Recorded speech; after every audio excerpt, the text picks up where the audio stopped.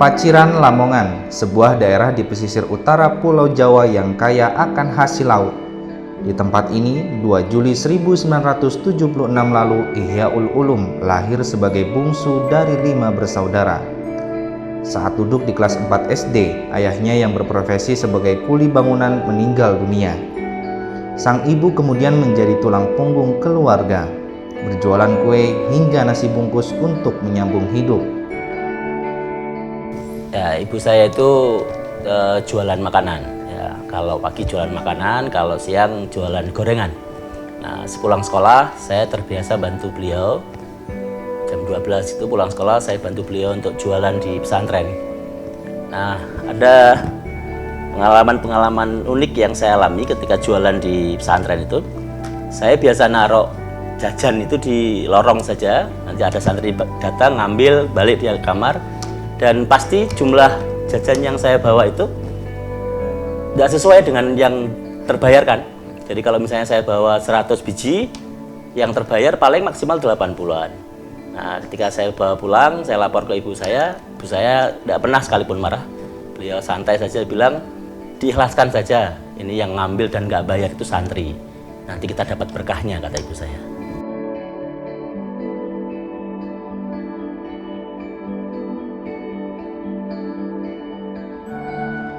Lulus dari Madrasah Aliyah Mazra'atul Ulum Paciran pada 1995, Ulum tidak melanjutkan pendidikan karena terkendala biaya. Setahun berselang, Ulum remaja memberanikan diri menyampaikan tekadnya untuk jadi mahasiswa pada ibunda. Sang ibu rela menjadi TKW ke Malaysia. Banyak hal diusahakan sampai akhirnya Ulum berhasil sampai di Malang. UMM menjadi kampus pilihan pertama dan satu-satunya. Dulu waktu saya kuliah, saya sambil menjadi tukang ketik di rental komputer.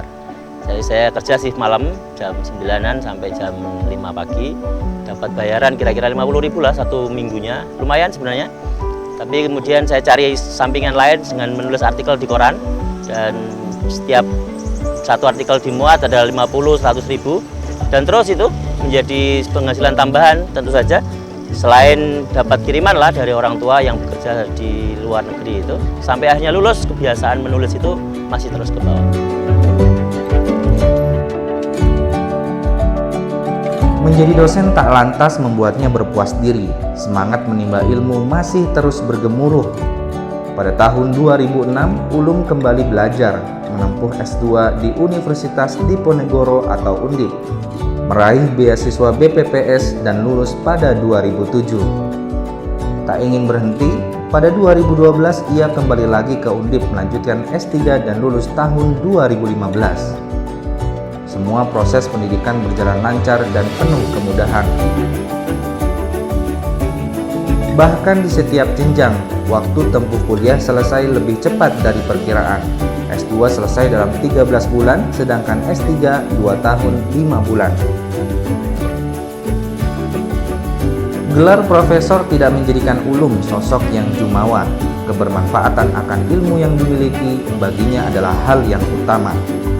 17 judul buku, diktat, modul, 34 karya publikasi pada jurnal ilmiah, 10 ciptaan yang telah memiliki hak kekayaan intelektual, dan 17 jenis penghargaan yang diterima menjadi bukti sepak terjangnya. Salah satu yang menjadi konsentrasi Ulum sejak 2006 lalu adalah tentang Intellectual Capital Framework. Kajian ini melihat bagaimana perusahaan atau institusi termasuk perguruan tinggi memandang aset yang tidak tampak, utamanya sumber daya manusia. Awalnya, ia memotret satu peran untuk perusahaan publik di Indonesia. Selanjutnya, berkembang ke sektor lain, utamanya untuk entitas perguruan tinggi. Hingga pada akhir 2019, Ulum mempublikasikan satu framework, yakni Intellectual Capital Framework Perguruan Tinggi di Indonesia berdasarkan instrumen akreditasi program studi 4.0. Publik akan tahu bagaimana universitas mengelola aset-aset yang dimiliki. Demikian pula dengan perusahaan yang membutuhkan transparansi. Ini dapat digunakan untuk menilai aset-aset mereka yang tidak terwujud. Melalui inovasi ini, ia berhasil menyambat peringkat 1 dosen berprestasi tingkat LL Dikti 7 2019.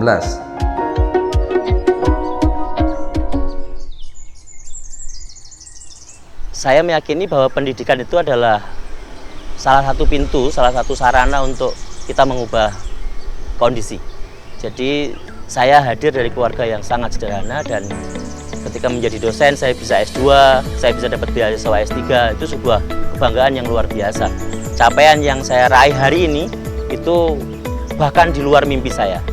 Nah, saya ingin bilang kepada banyak orang, kepada keluarga, kepada saudara-saudara saya, kepada ponakan-ponakan saya, bahwa untuk pendidikan jangan menyerah.